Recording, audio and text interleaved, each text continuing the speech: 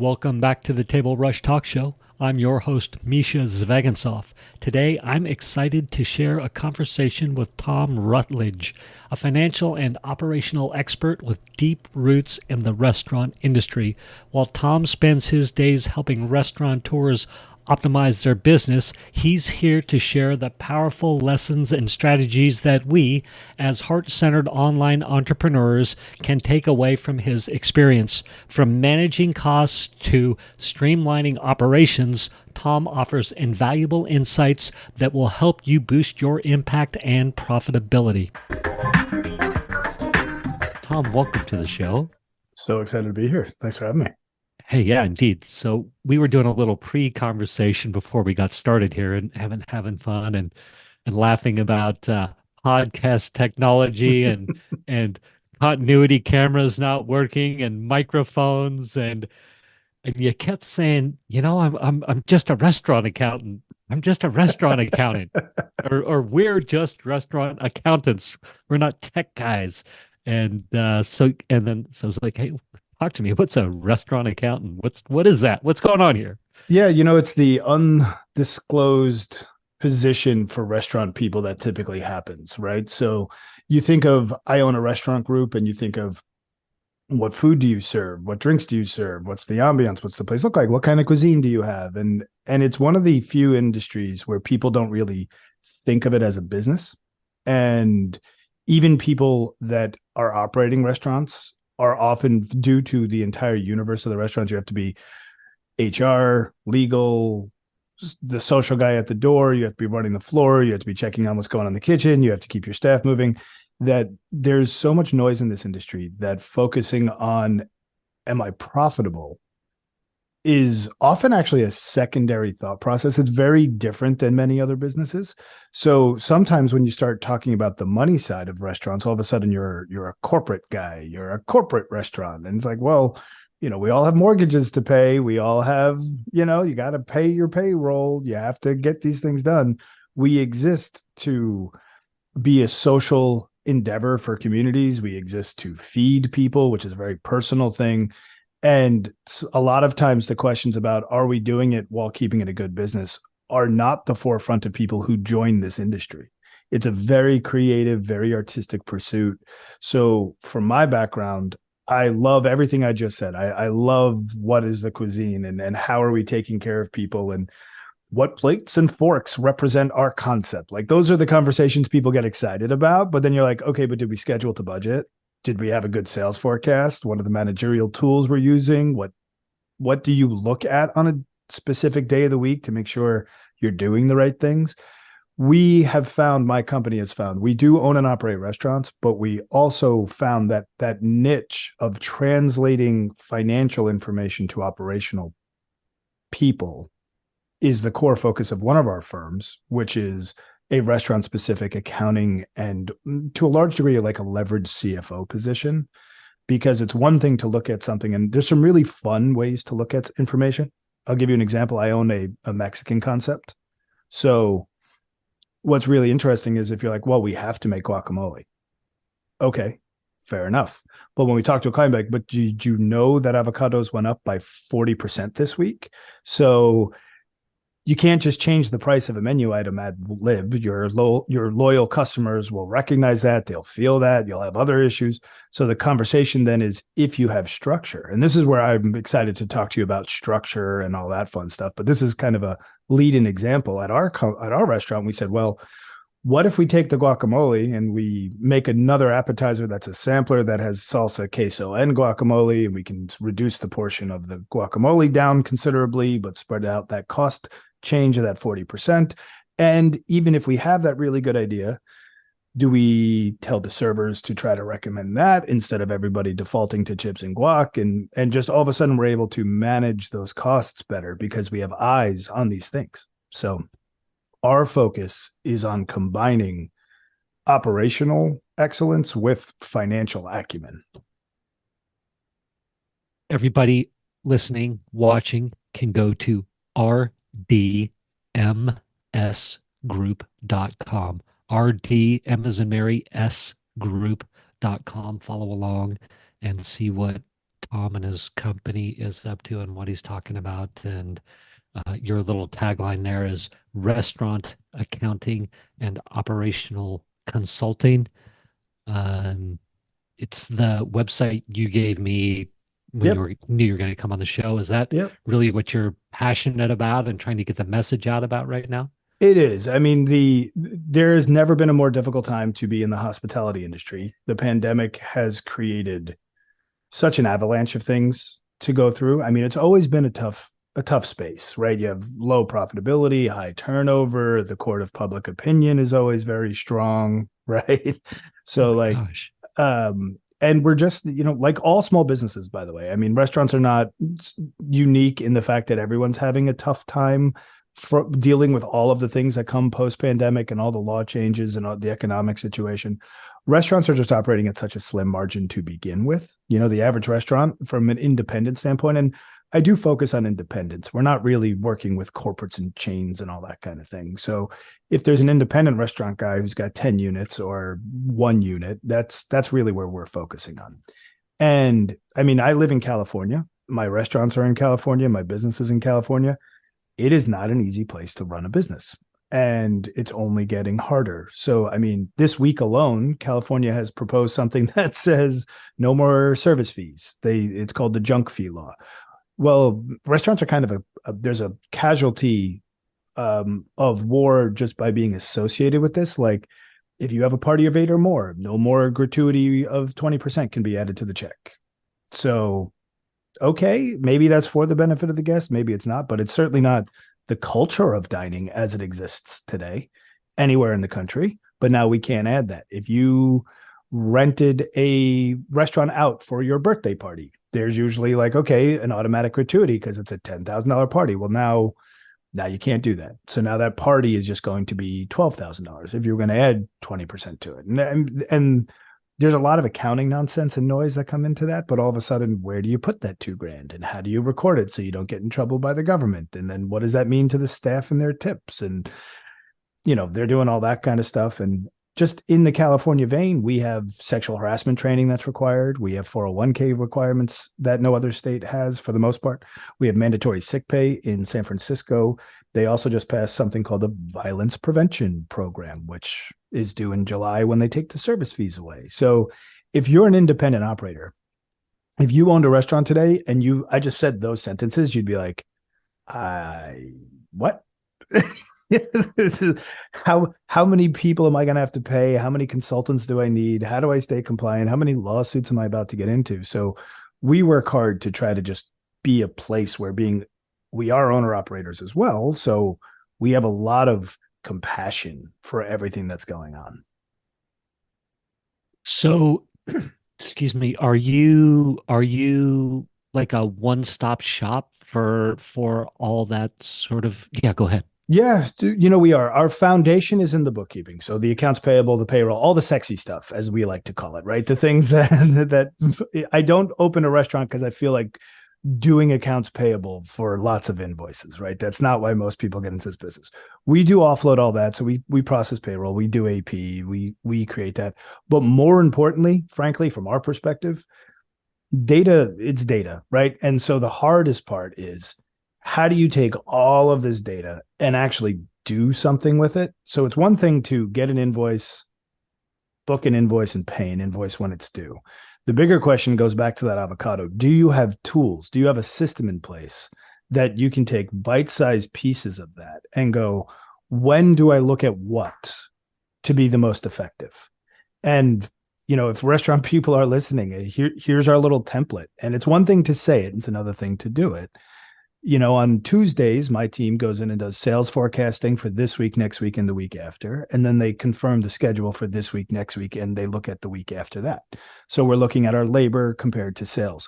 Your mind would be blown how many people write a schedule without any consideration for what kind of sales they're going to be doing. Labor can be anywhere from 20 to 40% of most restaurants' costs. So what's your plan, right? And what are you budgeting to, and how are you writing it?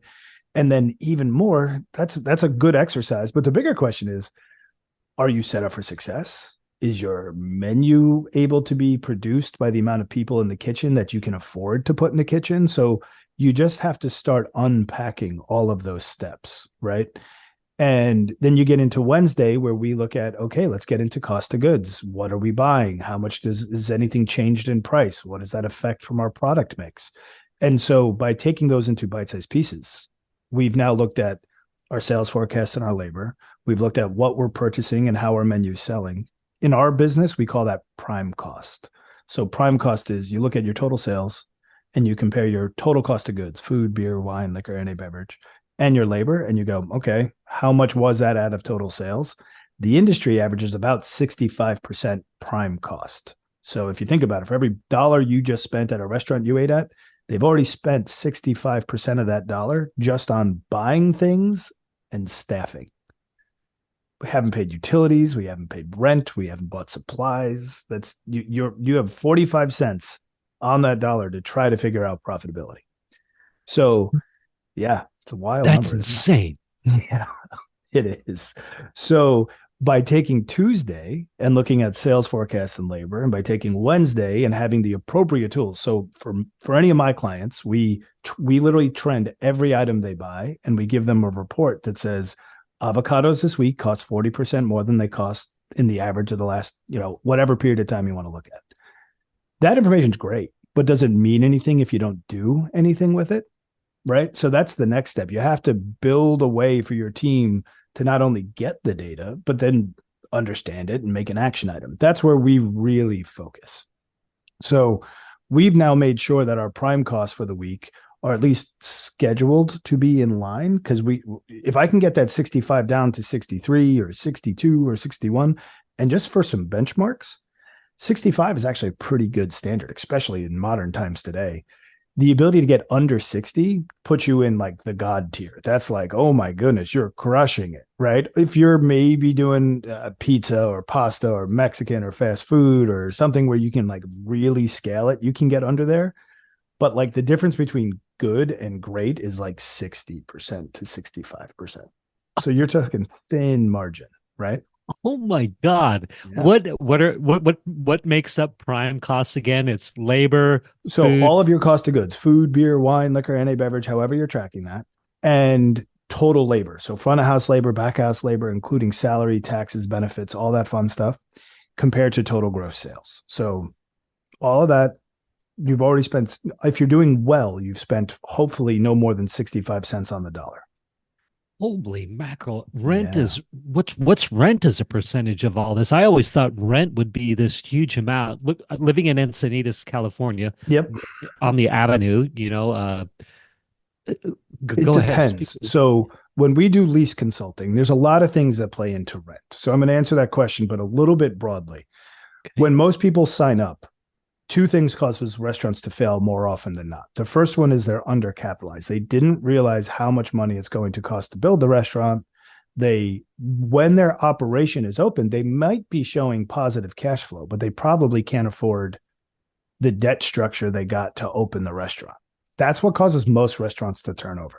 Isn't so much operational cash flow. It's that operational cash flow is not big enough to cover how they got open. That's why most restaurants fail. The second reason most restaurants fail is their occupancy cost is taking any ounce of profitability, their rent and things like that.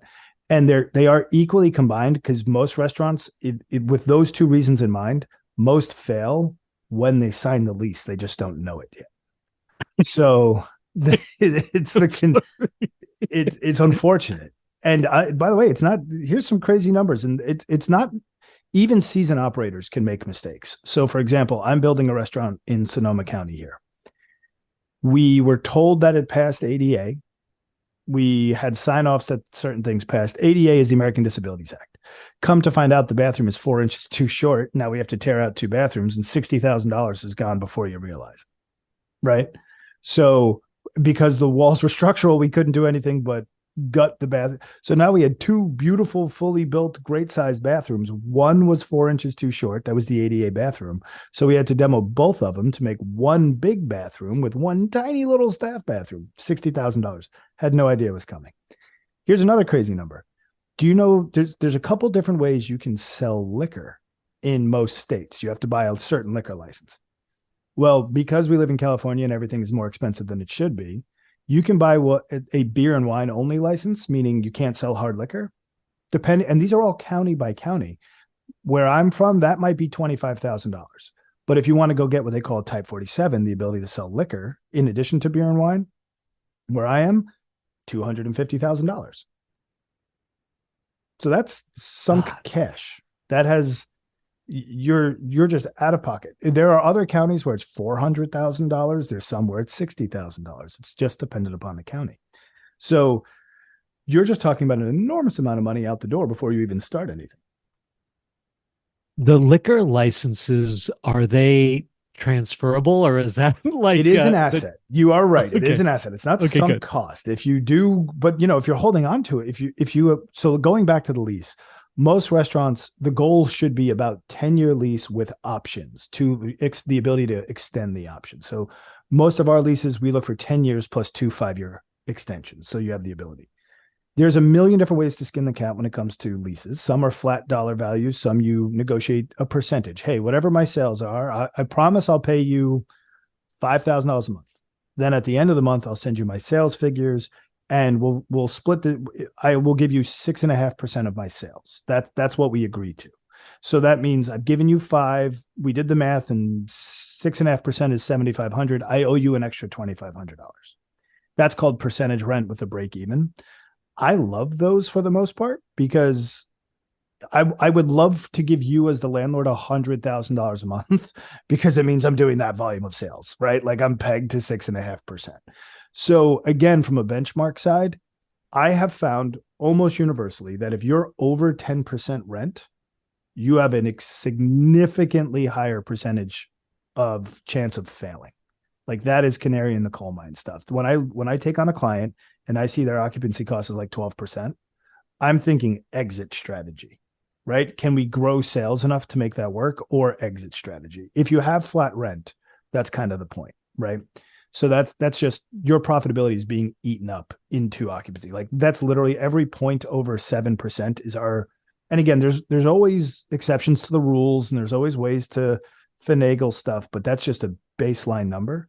If you're over 7%, it's if you're over 8%, we've really got to work on, is it a sales related thing? How do we make that happen? If you're over 10, I'm literally looking at options for how to sell your business to somebody else. I'm sorry, this is amazing. I love numbers. This is so good. So you say you pretty much you want to be at six. If you're up Six high, is pretty amazing these days. Like sub 7 is really like I won't sign a deal over 7%. And I'll mm, sign flat rent. If I think I can do 2 million and you want 5 grand a month out of the space, then I'll sign that flat rent deal all day long. But like I have a location now where when we were negotiating the deal in COVID, they wanted like 18,500 a month. And we're sitting here with closed restaurants, and it's like the worst time in history to sign a lease. And we're like, no, how about a really low base, and we'll give you percentage. That landlord's lucky because there's months where I'm doing nearly double what we agreed to at 18, but there's also winter months where I'm not really giving them a whole lot of money. So the landlord has a lot more investment in trying to get my sales up, which I love as a restaurateur. I like the fact that I go, hey, my patio, it needs heaters, and those are going to be permanently installed. So in the restaurant space, we call it tenant improvement dollars.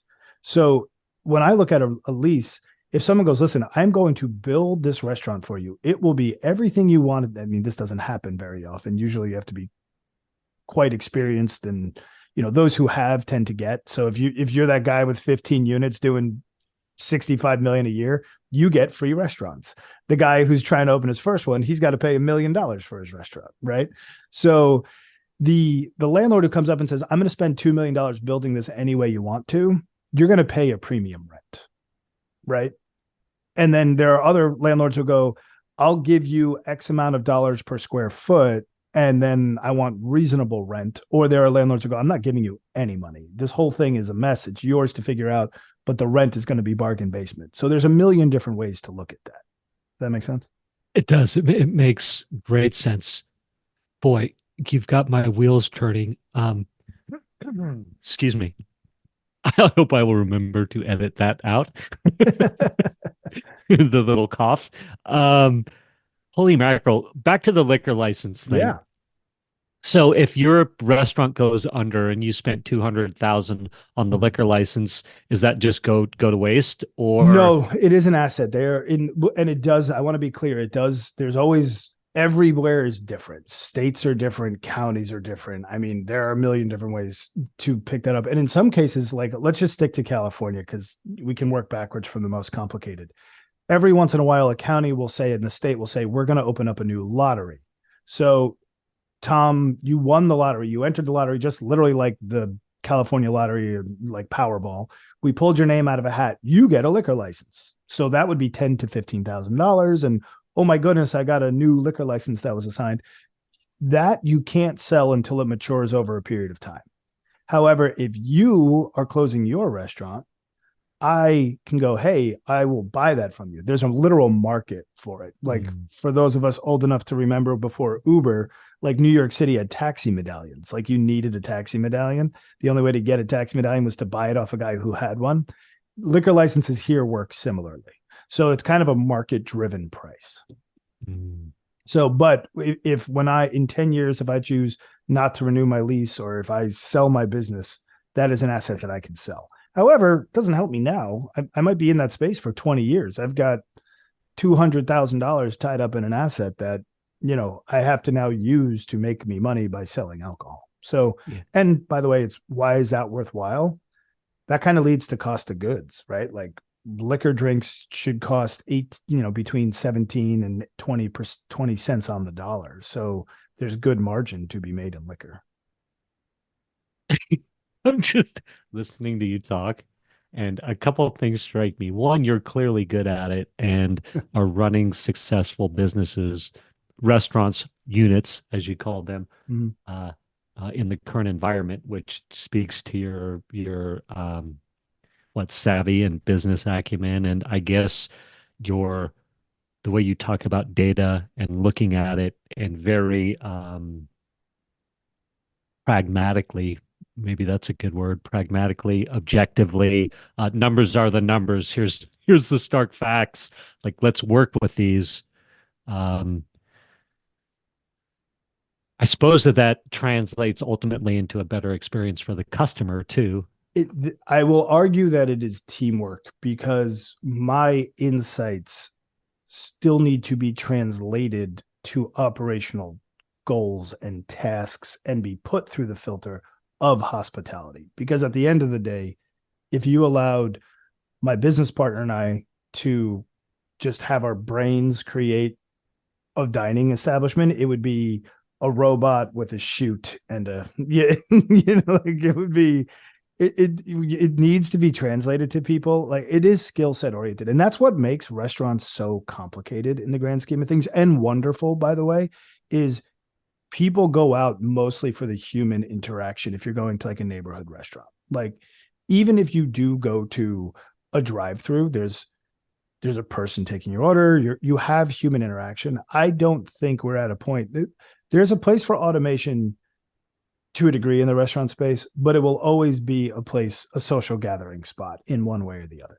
And I think where most restaurateurs fail is that if you had somebody who was only focused on the numbers, they're going to not make that an enjoyable dining experience.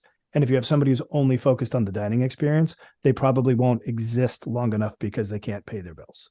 It is bringing all of the skill sets together. And no person's an island. I have a wonderful operational team, right? So my job really is to take all of this fun to me stuff that I just said, like, hey, I can't tell you how many chefs see me coming and they're just instantly like, this guy, like, food cost. Yeah, I know food cost is a problem. Like, yes, like you can't pay rent if you don't get your food cost. Like, I'm not the bad guy. It's just reality coming at you in a tidal wave. So you have to be careful to not say your food cost is too high and you're spending too much on labor. Okay, I'm going to collect my paycheck and head on out. That doesn't work, right? So going back to the avocado thing, hey guys, what else can we do? Everybody walks into a restaurant. They don't even look at a menu and they just say, well, it's Latin. It's a Mexican concept.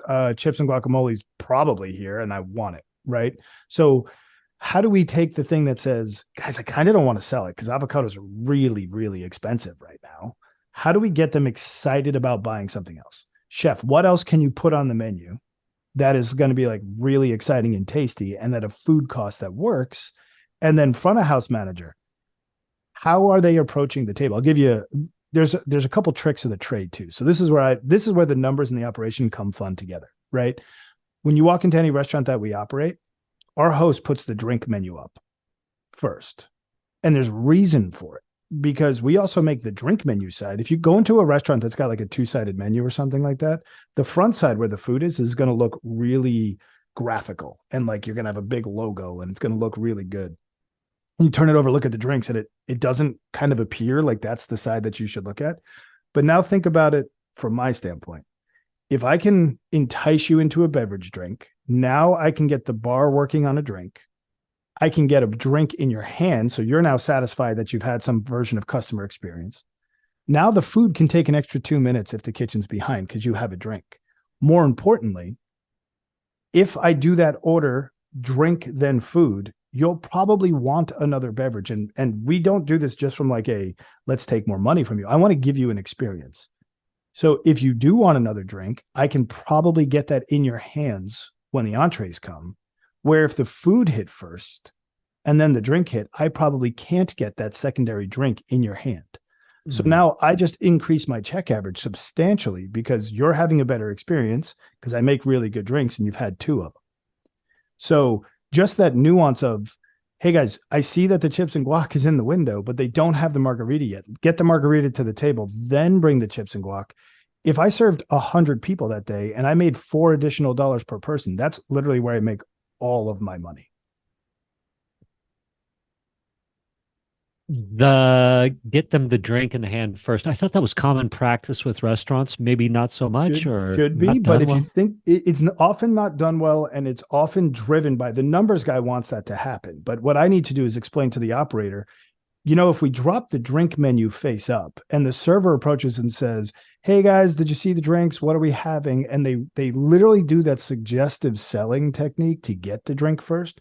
You have no idea that I have the ultimate goal of getting the drink in your hand for my reasons, but we've set you up for success of getting that drink.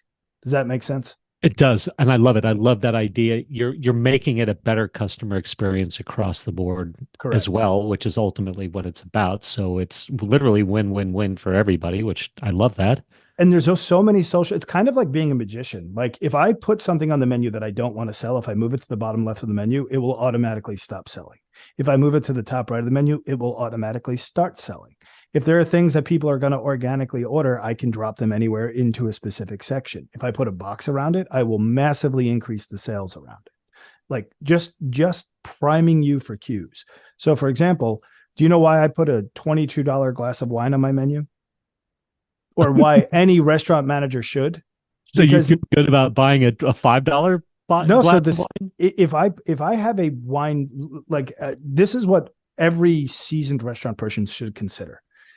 If your most expensive glass that you want to sell is $14, you should have a $19 glass of wine because you're going to sell that $14 glass of wine all the time. If your $14 glass of wine, which is very fair and very reasonable priced, is your most expensive wine, you're going to be selling $11 and $12 glasses of wine.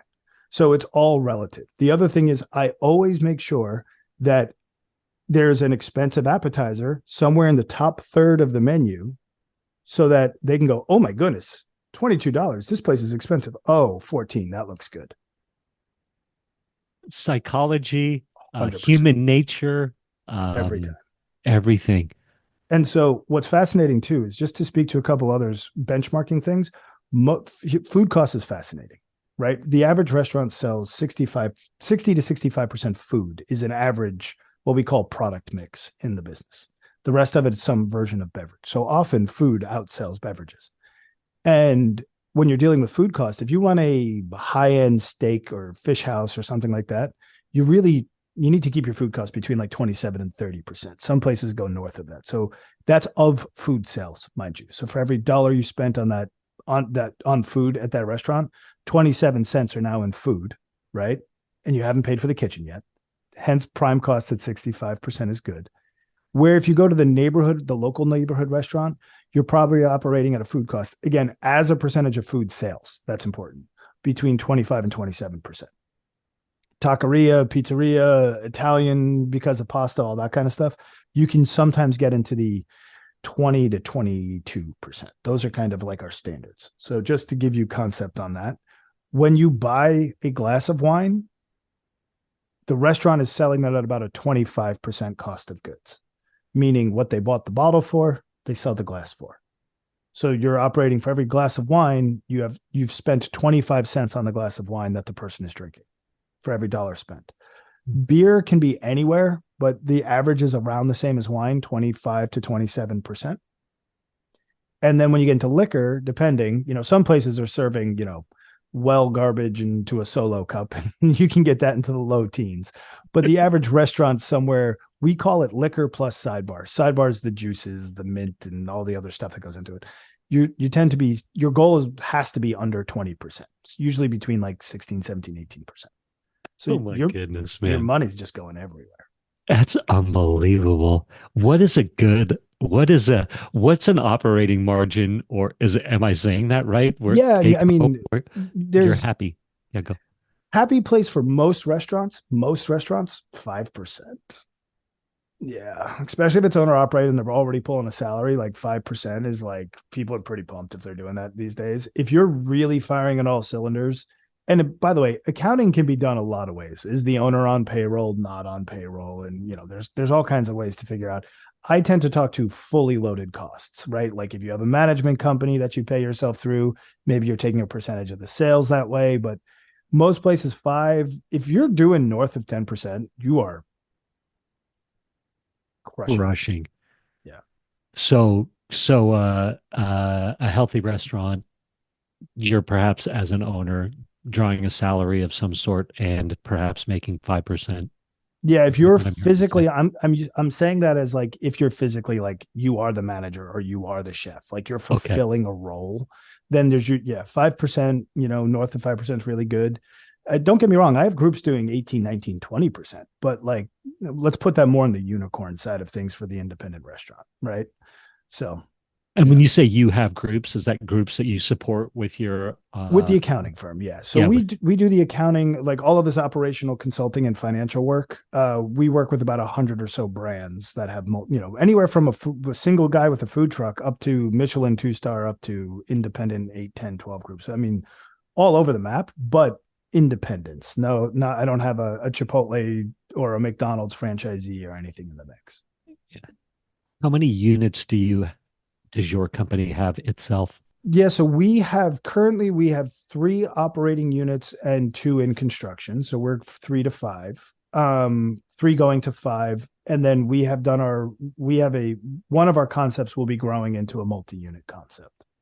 So we're 90%, like 90% of my day is purely the RDMS group financial and operational side. And I have an operations team that over the past couple of years, we've been developing some concepts. Cool. And then your team, I actually had written down your team Mhm. because, and then you spoke to it. You're like, hey, we can know the numbers inside and out, and I can be hardcore about that. But if I don't have the team, the creative, the operational, all this other Absolutely. stuff, there's no success to be had or good experience for the end user, the consumer. So talk to me a little bit about your team. Like, what's your breakdown, or what do you Yeah, got going on? absolutely. First of all, this is like restaurants are people businesses.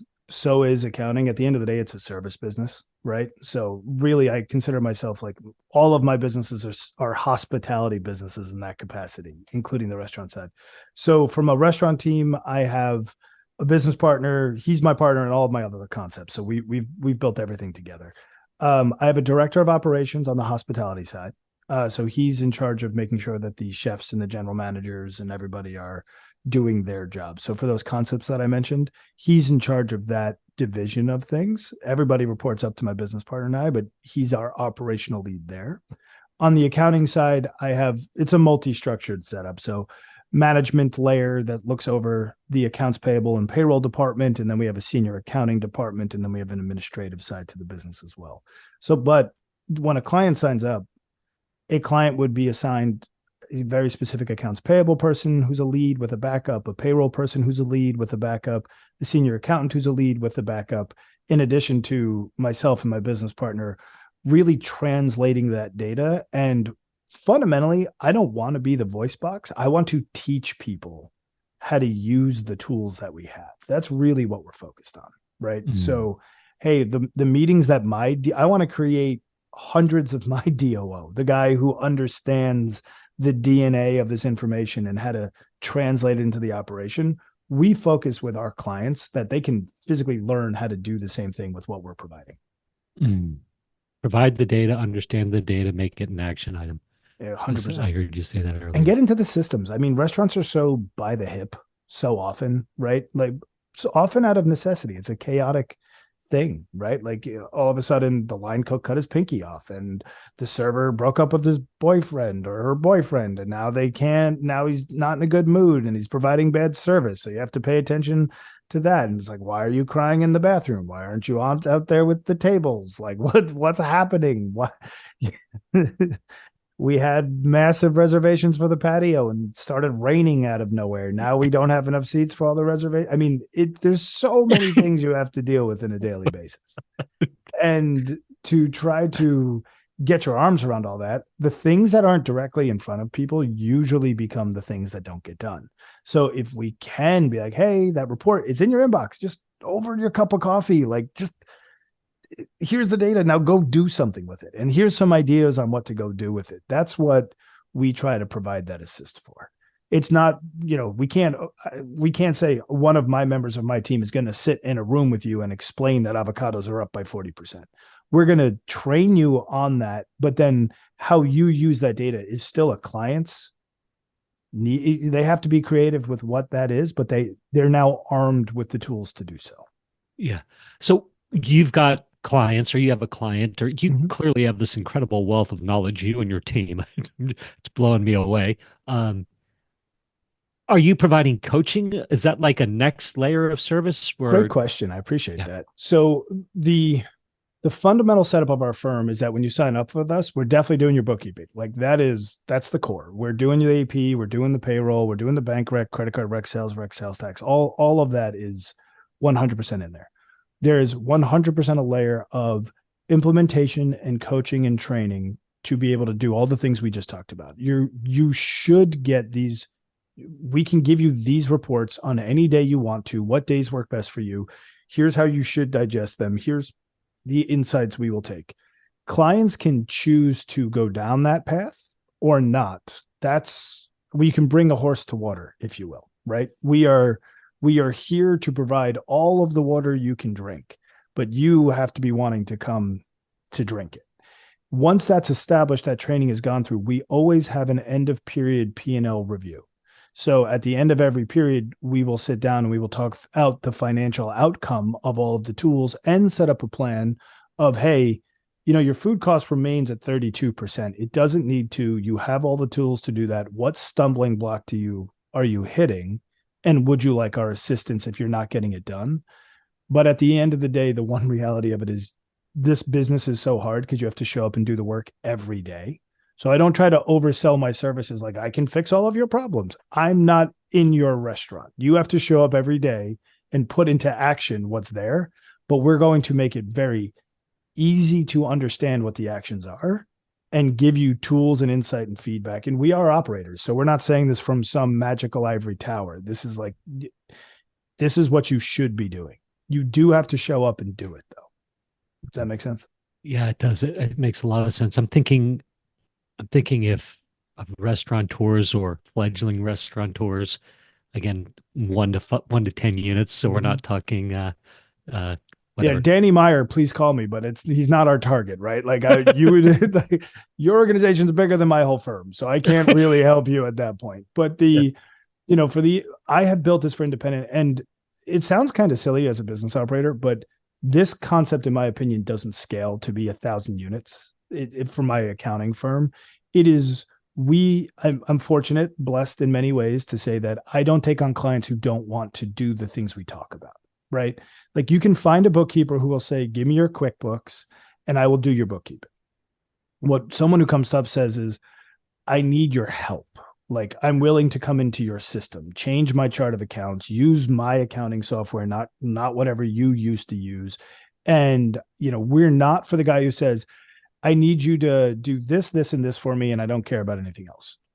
Go find somebody who's less expensive, who's going to do that for you without the other stuff. You need to come into our system. It's really because we believe in it so strongly, and because everything has to be comprehensive. You can't dip your toe into this kind of stuff with restaurants.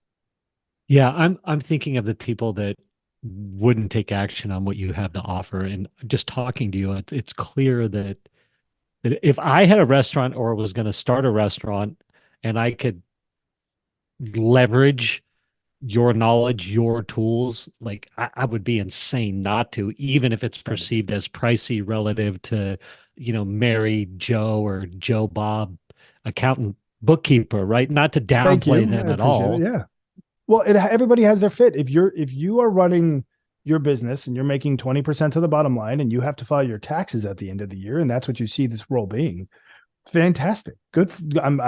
That's great. If you are in a growing and or emerging market, if you're trying to take your 1 unit to 3 units, if you're embarking on a second unit, if you're opening your first restaurant, or you're just trying to find time to spend away from doing with the admin, that's kind of our pitch, right? So like, you can hire a controller. I can say this, I'm half the cost of hiring a full-time person, but more expensive than Jim, Joe, Bob, like you mentioned, right? Yeah. But the reason we are is we bring all of the technology, and I don't want to make this just about RDMS, but it's really just kind of what restaurants should be doing.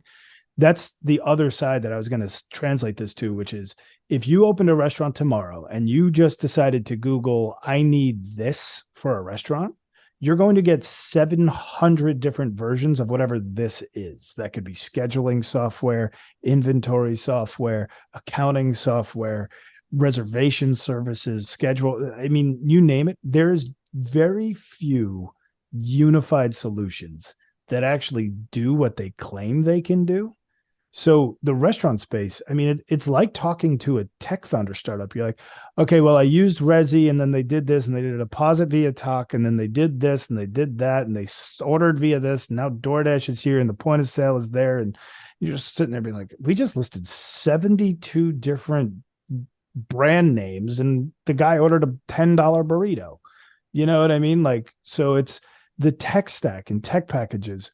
Everybody claims they can solve all your problems, and very few people can do the one basic thing they originally started trying to solve. So to get through that mess, that's kind of why we go, hey, listen, guys, we're gonna take all of this and we're just gonna streamline it into this. And a lot of the times we actually believe in certain very, very few technologies. We believe in so much they're just included in our services. Like, we're like, I need you to use this because the rest of it's garbage. So we'll pay for it, but it's in our fee. But here you go. Yeah. It's awesome. It's a lot. People that need your help that are perhaps not taking advantage. I'm thinking one reason would be ego. And I maybe I shouldn't say it that way because it comes across harsh. I'll put it But this way: accounting's personal, right? Like, you're kind of showing really private data. Like, oh, this is like how my business is actually doing. Like, I can't tell you how many people. Oh, you have to talk to my friend Steve. He has this really successful restaurant. Hey, Steve, how you doing? Oh my God, I'm drowning. Everything is so difficult. I can't make any money. It's like, oh, yeah. Like, to the guest, it's like, well, look how busy this place is. It's like, because you only go on Friday between 5 and 7. You're not there Wednesday or Thursday or Sunday or any of these other days. You're there for like that really specific period of time where you think this guy's super successful. And he can't get lunch off the ground, and it's like all of this crazy stuff. And we see all that dirty laundry. And I will say this: you don't need to pay a firm like mine specifically. Like, if you're not that big of a restaurant, you need to prioritize and figure out how to make. Here's what I find most restaurant people do. Like, please call me. I'd love to be that resolution. But at the same time, don't make don't take your eyes off the prize. Like recipe costing is something that I get into lots of conversations with people with, an inventory costing. It's all of a sudden I get this phone call and this guy's like, can you help me? I've been trying to get this thing done to implement this software for like 4 months. It's like, what was your goal? It's like to fix my food costs. It's like, we could probably spend an hour in Excel and solve your problem, but you've spent 5 grand on this software and countless hours. Like you made the software the project, not food cost the project. And I think that happens in this industry more than most. Mhm. There's so much I want to dive into with you. I'm looking at the clock here. I think it's self-evident your expertise and your knowledge. I don't know, maybe, but I just got to hear. I mean, because you seem relatively young, Thank and you. then your breadth of knowledge and experience. Maybe give me 3 minutes on how do you get to this point? Appreciate that question. My background was finance and accounting. That was my undergrad, and I thought I was going to go be a Wall Street guy. And then I was in college, started doing the internship game, and was like, "Oh, I have no passion for this whatsoever. This is terrible. Like this is for somebody, but it's not for me." So I had my early life crisis, as I call it, and I packed everything up from New York and moved to San Francisco and went to culinary school. And um I knew I wasn't going to be a cook. It was not my skill set. I'm not particularly great at it. Adore it, love it, but it was very evident it was not reciprocated back from an ability standpoint. But I did spend time in kitchens and spent a couple of years cooking in Michelin stuff and high end food and all that kind of stuff. Enough to say I never would claim to be anything competent in the kitchen, but I can definitely speak the language. I have a good palate. I learned the science and the art of it. And I can go toe to toe with the chef who says that's not possible. Like, it's definitely possible. We can do it. But then I immediately went into the front of house after kind of going, all right, I'm clearly not going to get to the level that I would want to get to professionally being in the kitchen, the lifestyle, the whole thing. It's just, I knew it wasn't for me. I went to front of house and basically spent the majority of my career being in front of house operations. But then every time I was working for somebody, they're like, why are you asking me about numbers? Do you want to go figure it out? So I always ended up kind of also doing the books, if you will. So whether that was managing, bartending, hosting, serving, I put myself consciously through, okay, what's like a really high volume brunch place? I'll be the host at that place in the mornings, and then I'll go do the front of house management at this other place at night. And, so I purposely kind of put myself through my own little education through that path. And then I found myself in management. And when I was in management consistently, I was sitting here going, I wrote a schedule, but nobody told me what the sales are. So what are we doing? Like, this is absurd. Like, okay, I'll forecast my own sales. I'll write that. And then I was like, oh my God, how did you do this? Like, I'm not smart. That was kind of a fairly obvious play. And then I got into realizing, like, if I want to get to 25% labor cost, Monday could be a 90% labor cost, but what matters is by the end of the week is 25. I have one server and one cook on the schedule. How can I have less people? Right. Like, that was literally the aha moment of like, I'll never get to 25 every day of the week. And that's what everyone's asking everybody else to do. So you go, oh, awesome. We ran 92% labor. We scheduled 95. Like, we should be celebrating that, not yelling at me, the manager. And then as I started getting people underneath me, it was building those same systems and working for people who had great systems, right? I didn't create everything. I just made sure I found opportunities to learn from people who were doing things on purpose, which is kind of my motto: do things on purpose. And go and, okay, I've been the line cook, I've been, the server, the bartender, the host, the busser, and then I found myself as an assistant general manager, a general manager, and then I found myself on an executive team for a large group, and then the executive of a multi-unit group for a venture capital firm, basically. And then was like, no one's doing this the way we think we should. And somewhere in there, by the way, I skipped over this.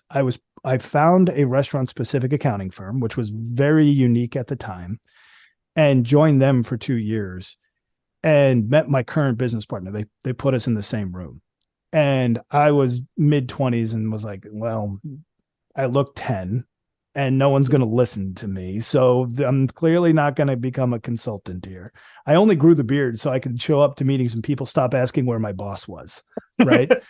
So I I joined that. I saw that model and said, this is a good idea. I think it's really fun. I think it's meaningful. I think it's fulfilling to help an industry that I'm passionate about and independent operators who I have a lot of compassion for. And we put this together. I actually pulled my business partner. I convinced him to join our crazy venture, and he was sitting in a really amazing company doing controller work, and he's a brilliant accountant. Like, that is his DNA. He thinks in debits and credits, where I'm more of the operational. So I will say that the other side of how we got to where we are today is I am all about relationships and teamwork, to the point where even starting a company by myself was something I wasn't interested in. I wanted a complementary skill set. And that speaks to pretty much how I approach everything we're doing. I love that. I love too how you are so free with the information and encouraging of the listeners or anybody in the restaurant space to take action on what you're providing. And it's like, hey, I'm here as a resource, but honestly, like, here's the information. Like, I love that. And it comes across authentically. So I appreciate that very much. Um, I have a list of things I just were were were running down of running issues that I come across, or come across my a zone of awareness. Let's call it that. So I was on a walk the other day with a buddy. This was 2 days ago, and we have a friend who had a couple of restaurants. He's down to one, and we were just talking about, as a restaurant owner, you're trying to not sell out of your food necessarily, which means that you have to have more food inventory that you need, which implies a certain amount of waste. And this isn't to talk about the waste, but it's just to Yep. talk Yep. about, oh my God, how do you manage that inventory? Maybe. Yeah. Like, So the few tricks of the trade are, we call it cross utilization, right? So, like, if I'm going to put an eggplant um, appetizer on a menu, well, where the skin's going, where the shred going, or what are we baking it? Does that turn into something? Does that become soup? Is that on the lunch menu as a salad? Like, a lot of it is cross utilization is going to be the majority of what we're talking about, right? Like, soup is 90% the delicious garbage of the restaurant goes into making a soup, right? Like, there should be what we call cross utilization. So if it's mm, going in X and it's only going in X, I tell clients all the time, if I'm looking at a food cost, I'm like, so you buy this one thing for this one thing, that menu item better be the most selling thing you have, or you better get it out of here. Right. So mm, the other side is, I do think that we do that a little bit wrong sometimes. I think scarcity is sometimes nice, right? That, limited time offers. So I went someplace, I'm going to butcher where it was. It was a while ago, but they called it something like the 25 burger. My business partner, actually my director of operations, said something where somebody else said something similar. They had like the 36 burger or something like that. And it meant they had 36 a night. Now they might have 80, you know, but they're making like, hey, do you want it? You better order it before it's not here. You know what I mean? And stuff like that. So, and I think that the other trick is like, hey, Tuesday special is now going to become something else on Wednesday and something else on Thursday. So we move through the product. So if nobody's getting the duck, then it's going to find its way into other things on Wednesday and Thursday. I will say that I think it's one of the hardest things restaurants don't pay attention to is the lack of cross utilization. I think that came with a skill, an older school skill set, meaning cooks maybe had more autonomy to do things when they didn't need, the long list of, well, it has to go into the point of sale. Cause it's funny, if you went back 20, 30 years, I have a restaurant that we work with that's been around for 175 years, which is an incredible concept. And, back then a chef could walk in front of a group of people and say, we're doing this special today. And that was all you really needed to do. But it brings up an interesting point. We used to be able to have a lineup You bring in everybody 30 minutes before service, you tell them what's going on, you have food, and then you get ready for service. You can't afford to do that anymore. Labor is too expensive. So now people are coming in throughout it. So you can't even get the lineup to tell them what the specials are. So you have to figure out new and creative ways to do it. But now you have to load it into a point of sale. So the button's available. So it's routed to the kitchen. So you can't even just tell people to write it down on a pad of paper anymore. So this is that trickle effect that makes restaurants so fun, right? Now, the solutions to that aren't that complicated, but you need a well-oiled machine to pull it off. It's good. All right. Give me 30 seconds on tips. There's like seems like there's a backlash against tips. What's going on? Yeah. So I think that here's my 30 seconds. America as a dining culture is not walking away from it. And no restaurateur wants to educate or lead a political move. We want to run our businesses and do what people are comfortable with. So it's going to take something massive to push this country to have all-inclusive pricing. So I would beg the consumers to take into consideration that if you see the $25 hamburger one day, if tips are included, if sales tax is included, if anything else is included, the business can't simply take the money out of their limited margin pocket. Remember, we said 5% is good, 10% is great, and then turn around and say, well, now I have to increase my prices because we don't have the margin as it exists. I want to pay my people a fair wage. I want to give them the health benefits. I like the fact that we give people 401k and sick pay in San Francisco, but it doesn't come without cost. So understanding the cause and effect is necessary because the price will go up. That's my short. Appreciate that. Thank you. Inflation. Yes. Talk to me about it. I mean, it's happening. It's happening. Got to be wreaking havoc. Go ahead. It is. I mean, invoices now have gas fuel fees that didn't exist before from a vendor who's delivering the product. They have to push their price off when gas goes over a certain dollar value. Grocery stores, you hear it in the news about how they jacked up all of our prices and then their costs came down, but they're keeping their prices high. I actually think vendors in the restaurant industry are the unspoken victims of what really is going on. You hear about the restaurant closing, but you don't hear about the fact that they owed vendors $75,000 worth of payables that they're not paying. Like that happens all the time. So I think the vendors are getting squeezed very hard. I don't think they get enough press about it. And then the restaurateur tends to be both the hero and the victim often of increasing costs. It's understood in one conversation, but not accepted in the other conversation. So the true cost, utilities in San Francisco, my restaurant was, let's call it $4,000 3 years ago. I just got my bill today for $7,200 in the same space for the same amount of stuff. Yeah, that's just gas and electricity from PG&E. Oh my gosh. Do you see inflation affecting opportunities in restaurants? Or how do I want to say it? Like to me, marginally, I'm starting to go, I'm not going to go out to dinner now because I think it exists in two different directions. We have to accept that change will occur, that you will probably be ordering more via technology than people in the next 5 years, and that restaurateurs they are solving all of the problems. When we have to have more expensive labor, you have to figure out how to keep your labor costs in check. A guest is going to get more accustomed to ordering via QR code or a robot that has an iPad attached to it or a kiosk that you walk into. I think that the two places that will always remain stagnant will be fast food will be 100% kiosk driven or app driven.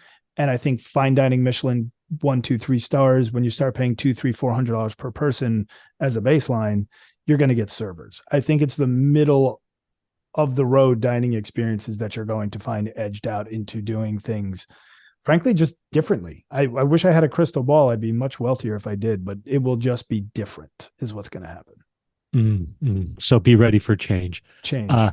Minimum wage went up in California. TikTok's all the rage about it. We'll talk to me about minimum wage going up effects. 30 seconds or less. Yeah, go ahead. Again, it's not a cost that can be wholly attributed to a greedy owner. We don't own Amazon and making people work for 14 hours without bathroom breaks, right? It is, especially in California, you have 5 hour, you have meal break penalties, you have all these things. It just means that realistically, not to get political, I think you look into the magic ball. I think that when you make the concept of buying an iPad and turning it into a kiosk versus somebody who's going to be unapproachably expensive, you're forcing the hand of businesses to technology. I think that's what we're going to find if I was to look into my crystal ball. And it's minimum wage to me is driven by all of the things, because in San Francisco, I know I'm over 30 seconds. San Francisco, it's $18 and change plus $2.38 per hour worked in healthcare, plus required 401k, plus required sexual harassment, plus required violence training. That's not Wow. $18 an hour. And we don't have a tip credit. So it's not like the server who's making $400 a day in cash is making $5 an hour like in some other states, plus to get to minimum wage. They are that, which means the cook's minimum wage. You think the cook who's not making $400 a day is going to look at the person making $18.37 and accept anything close to that? Absolutely not. So you're really only talking about minimum wage is just the foundational least expensive. And every time that goes up, your $25 an hour cook just became 26, 27, 28. Mm-hmm. Mm-hmm. You have to have that incremental across the board Across to the board. kind of keep Yep. that stratus, Yeah. or however you want to go ahead. And my last comment is everyone talks about livable wage. I agree with the concept wholeheartedly.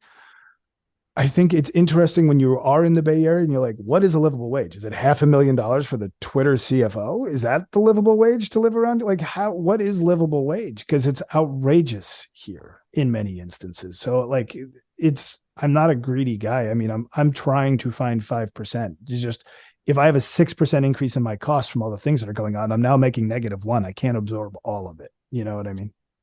You know what? I'm gonna this episode should be forced listening for America, is what I would tell you, just to give a reality of the of what's going on in the restaurant industry. Commercial real estate turmoil. Is this an opportunity for Yes. restaurateurs? Oh, yeah, go ahead. Depending on where you are in your life cycle of your business. So people who are renegotiating leases, I do think that there's an opportunity. The problem is cyclical and compounding in that the space might be available for a fair fee, but you're probably not getting tenant improvement money. And to go get a private loan to build a restaurant right now, if a bank will look at you, is probably 15, 16, 17% interest rates. So if you have capital or access to capital, your timing is right, you're going to find an awesome opportunity. If you Love don't that. have the capital, it's you really got to run the numbers. What is that space going to be? How much rent are they charging? How much TI? You have to go through the mathematical equation. I am inherently an optimist. Otherwise, I wouldn't be in this ridiculous industry. And I have plans for growth. I'm putting my money literally where my mouth is and building a restaurant as we speak. But with the one thing I will say from the artistic standpoint, we don't have the freedom to swing for the fence, we don't have an opportunity to fail. We can't be loosey goosey and creative as much as we want to be. You do need to hit home runs when you're leveraged to that extent. So you can't always hit your vision or take risk, which I think is unfortunate to this industry. I think inherently you have to be safer when the odds are this tough, Mm. but that's more of an I artistic side. Yeah, I see that you're married. I Is am. your wife? I've been with my wife for 20 years. Okay. So she has been used to the insanity. She met me when I was in culinary school. So she has been for the ride. She's an emergency room nurse. So she's inherently a little bit unhinged as it is. So she's up for it. Like it is funny though. And nurses are my favorite people on the planet. How you can deal with what you deal with, I don't understand. Her friends are amazing. It is so humbling to come home and be like, you won't understand. We got this Yelp review where they talked about the server being rude. It was so stressful. I couldn't get the bank to reconcile. And she's like, I held a man's heart in my hand today. And I'm like, okay. Thank you for putting that in perspective. Oh my God. It's so good. I came across a TikTok. I can't remember who the guy is. I wished I'd have could remember the guy's name, but he basically said, "Hey, offer a discount," or he had some discount structures. Your goal was to have discounts for the first 4 visits. So once Yeah. someone's there 4 times, they're there's a statistic that like, and I'm going to butcher these, so I hope nobody gives comments on this, but like somebody who shows up the first time has like an X% chance of returning and it's minimal. Somebody who shows up for the second time, it's incrementally better. But by the time you get them back by like the third and fourth visit, they are now brand loyalists. They're spreading your gospel, that kind of thing. I do have a massive issue with people who focus on discounts. I think that you should be attempting, like, I hate happy hour as a concept in so much that I hate the concept of you can buy this can for $5 between these hours, but this identical can between 3 and 5 o'clock is going to be 50% less.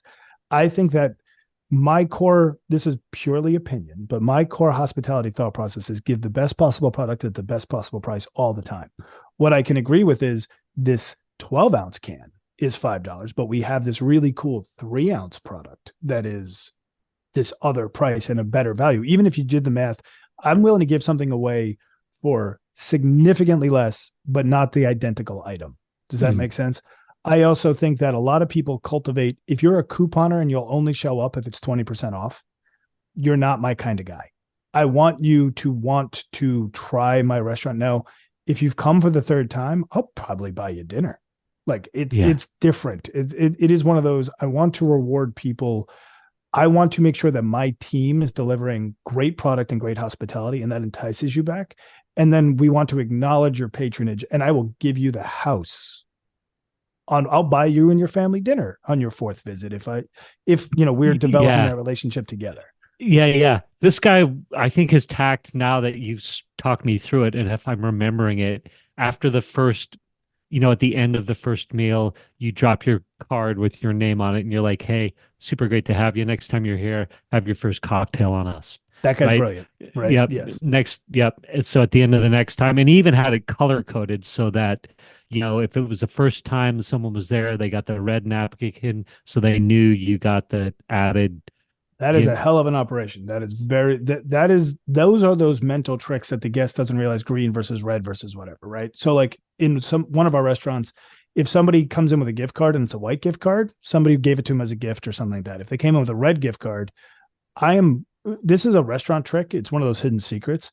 If I just say, "Hey, good to see you. Here's something for free today," you have no incentive to come back. If I go, "Hey, it was great to see you. Show this card or give this gift card the next time you come in. I'll free appetizer on me." Fantastic. You're going to use it when you come back and spend more money, right? So we have a red gift card. "I'm so sorry you had a problem today." We give them the gift card that is a red in color, and that signifies to us, we messed up last time. The manager will go touch that table before leaving. "How was everything? Was it great? Was it good?" And all that kind of stuff. If they have a green gift card, it was the manager was being nice and doing a VIP thing. And so same idea, different execution, but that person has a very well-run machine. Yeah, it was fascinating. It was great. I loved it. Email lists. Your thoughts on that? Try and build a customer email list. Always. I mean, communication in this world is so hard because we all get so much of it. It is really overwhelming. I think you have to be careful, because if you spam somebody, if you take advantage of it, if you're sending 3 things a week, if you're doing all that kind of stuff, you're going to get lost in the clutter. I am not a marketing expert. If I would be so much happier, but the social media forums are not my happy place. I love talking on podcasts because I love talking about what we do, but like creating content is just my brain just literally short circuits and fries. So, but getting people on email lists. I mean, technology is getting so weird today. I don't even know, like my own restaurant, if I walk by and I have like the app, it'll be like, "Hey, did you want to come in for that burrito?" And you're like, "Oh, what just happened there? I don't know if I feel good about that." And I own the place. Yeah. Oh my God. That's amazing. So yes, perhaps if someone wants to dive into email lists, feel free, but it's not your specialty. Ambiguous opinions on it. What was I going to say? So I've got 2 more things to go. I appreciate this is so much fun. I can't stop. So next one is delivery services, Uber Eats at all. Like what's go ahead. Catch 22. I mean, some of these fees, I don't think people always realize it can cost the restaurant 15, 18, 20, 22% of every dollar sold can go to those companies. So that means margin can just get destroyed. I think a lot of people have to evaluate a little bit stronger. It can be great for incremental income. You don't have to use all of the labor. In theory, it's really just the kitchen labor kind of thing. So it can work. I think the top line feels sexier than the bottom line for a lot of people. Like, oh, we did $1 million. Like, just, I literally was in a consulting effort where the guy's like, I do $2 million in delivery. I'm like, you lost $100,000 last year. So heavy. It's like, what if like he's like, well, if I didn't have it, I couldn't pay any of my bills. Like, well, you kind of can't. That's what you lost $100,000 anyway. So like, yeah, you're kind of just working harder than you need to. Maybe like I'm not saying it's wrong, but it's definitely not as right as you think it is. I came across an app the other day that was basically unsold inventory of like Phil's Coffee. You know Mhm. Phil's Coffee, Yeah, of of course. course. Yeah. So they're on the app. Companies like that, it's the end of day.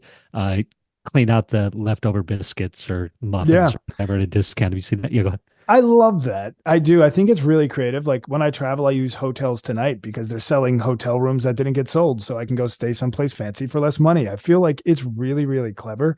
I do hope that community minded things become around. Like when I was living in New York and running a restaurant group in New York, we had a bakery aspect to what we did. And like it is a compounded thing because like if you start handing it away to people who are in the streets around you, then they start only coming at those times and all that kind of fun stuff.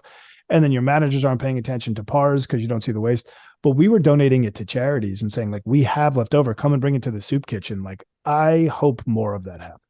It's funny. That's what the friend and I we were actually talking about our buddy who one of his restaurants was shut down, the other was thriving, but we were like, this whole inventory thing is insane. It Food is. inventory. The waste is, you don't want it to be. I mean, most restaurants waste just falls into the numbers. So if you're hitting 25% food cost, but you have a lot of waste, you have opportunity to reduce your food cost. Like Yeah. change your ordering, change your pars.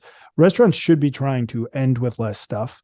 But I love the idea that if stuff exists, that we find a better use for it. Yeah, absolutely. And we were talking about that app. He said, yeah, it would be great to rally a bunch of our friends and to have everybody, at the end of the day, once a week, get it all and bring it to the soup kitchen. Basically, just what you talked about. What a Yeah. great way, or the recovery centers or whatever. There's so It's many opportunities. funny because if you got a room full of seasoned operators and you started talking about the waste at the end of the night, it's almost like it sounds horrendous. And I'm going to catch flack for saying this, but one of the interesting things is when you start instituting a policy, you sometimes have the undue effect of when someone goes, oh, sear off a couple of those good steaks because they want to cook them at the end of the meal because you can't save them for the next day. So now the staff is getting a little bit more accustomed to that little thing that's now hanging out. Where if you made the rule, if you're an operator, it sounds horrible. But if you're like, it must go in the trash, you don't want to throw it out, but you can't encourage the behavior that you will be impossible to manage. It just becomes this like really bad pure hypothetical situation of you can't encourage the waste because then it can be taken advantage of. And it's a big concern in the restaurant spaces is there's a lot of opportunity for things to float out the door. Extra shot of tequila poured for your buddy at the bar, all of that stuff is just, you have to be concrete with rules. Inevitably you have waste and it's a good thing to have a solution to it, but it's you don't really think about it until 2 months into the thing. You're like, my food cost has gone up since we started this program. And then some guy's eating a filet mignon as you're sitting there talking to him like, yeah, I don't know where that happened. Just, I'm hearing you talk about the restaurant industry and what it takes and all the moving parts. And if before this conversation, if you'd have said, what's more complex, building an AI large language model or running a restaurant, I just said, oh, the large language AI model for sure. I am going to totally flip that and say, you know what? The complexity of a restaurant, oh my goodness. It's fun. It is fun. The other thing that makes it so much harder. This is a thought for you. If I came to you and said, "Do you want to start a steel forging business?" Like, I don't know anything about that. Absolutely not. But if you go up to a random person who, hey, I'm thinking of opening a bar. You want to open a bar? I'll think about it. That sounds fun. I like bars. I go to bars. I'll think about it. The concept that there's a skill set involved in one and not in the other goes completely over the heads of the people who don't have the experience. Oh my God.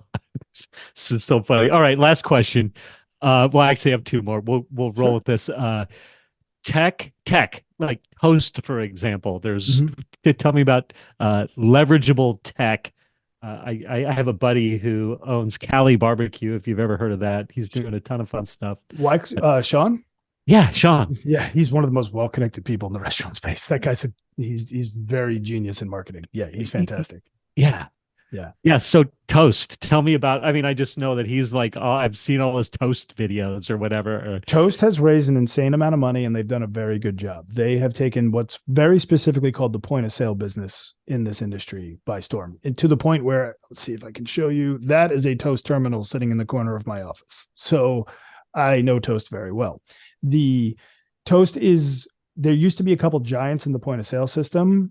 Toast came in and completely decimated all of them and is now the industry leader. The one thing I will say is it's a very good point of sale. They are very operator focused. They're doing a very good job. I think Toast, if I have one critique, they have fallen into the restaurant pitfall, which is they are now trying to be all things to all things, meaning Hmm. payroll, inventory, and all this other stuff.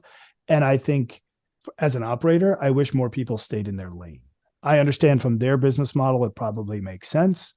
I think that there are some utilizations of some of the things that they're doing that make sense, but I think by and large, they are succumbing to the restaurant problem, which is they are promising you everything and they eventually won't be able to deliver all of it. And right now they're struggling to deliver some of the companies that they've purchased, white labeled and tried to sell as their own stuff. I spend a lot of my time unpacking that decision from a lot of Mm, operators. So I think mm, that's not a Toast problem. I think that's a restaurant problem where everybody, it's like, oh, we can write your schedule. Now we can do your payroll. mm. Can you? Can you really? Can you? I don't think you can. And so Toast is great. They do a lot of great stuff. I use Plate IQ, which is Yeah.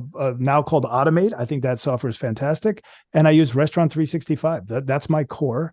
But at the same time, they don't just work. You can't just plug something in and work. You have to set it up right. You have to implement it right. And it's often in the restaurant space, a lot of software gets a really bad rap. But how many restaurant managers are database engineers? Probably none, or very, very few. And that's what Toast is. That's what Restaurant 365 are. They are professional databases that have to be set up correctly. So if you don't know what you're doing, you will get it wrong. And then you will think the software isn't very good, but it's not the software's problem. Fair enough. Thank you. Thank you for that. One last question. If you were going to start any business today outside of restaurants, what would it be? Being in California, probably HR, because it's just so needed. It's just such a complicated landscape. I have no passion for it, but it would be something that I would think would be very viable. If I was going to go for another passion industry, I'd be building custom cars. That's my super happy place. Is I'd have a hot rod shop if I could. I'm not good enough at it to do it, but that's what I would, if I wasn't doing this, that's what I'd be doing. Awesome. So, in 15 seconds, are you building cars on the weekends or Yeah, whatever? motorcycles and cars. I've got, Shelby Cobras and, old Jensen Healy race car, and that's none of them work. None of them can drive. So it tells you how good I am at doing it. But they're all there. So I'll take them apart piece by piece and then try to figure out why I got parts left over when I'm done and then take it apart again. But it is absolutely what I like doing. Hey, it sounds sexy. Um, Exactly. To everyone but my wife, who is really upset by the- it. another chassis. Yeah. Um, your headphones. What do you have though? What do you have there? Those are pretty good. It's a good question. Hold on. 99 classics. Oh, cool. Yeah, And they are plugged again, voiceover. They go to a Focusrite amplifier and he set up the whole thing. So I love these. These are the most comfortable things on the planet. I don't know anything about them, but they're phenomenal. hey, this has been amazing. I appreciate your time very much. It's been a ton of fun. Um, Before I hit stop, inevitably, I'll hit stop, even though we've covered a ton of ground. You might go, man, I wished I said, or I meant to talk about, or I wanted to highlight. Anything come to your mind? I think the only thing that comes to mind is, from a consumer standpoint, go out and support, all businesses local. It doesn't have to be restaurants. Just it's tough for everybody, but inevitably support the local community. I think it's kind of the pillar of what we try to do around here. So the local coffee shop, the local restaurant, the local bookstore. To me, keeping the money in the community helps all businesses over time and fosters something that I think everybody helps with. I think that's one of the main things we try to do, and it's why we focus. I could make more money working with some guy who owns 500 McDonald's, but I just have no soul for it. So keeping things local is kind of a huge thing, wherever local is. That's amazing. Beautiful place to stop. I'm going to hit stop. We'll say goodbye offline. Thank you so much for everything. I really appreciate the time. Thank you for listening to this episode of the Table Rush Talk Show. For resources to help you sell your stuff, go to belove.media/resources. That's belove.media/resources. And be sure to subscribe, comment, 5-star, and share. Thank you again for listening.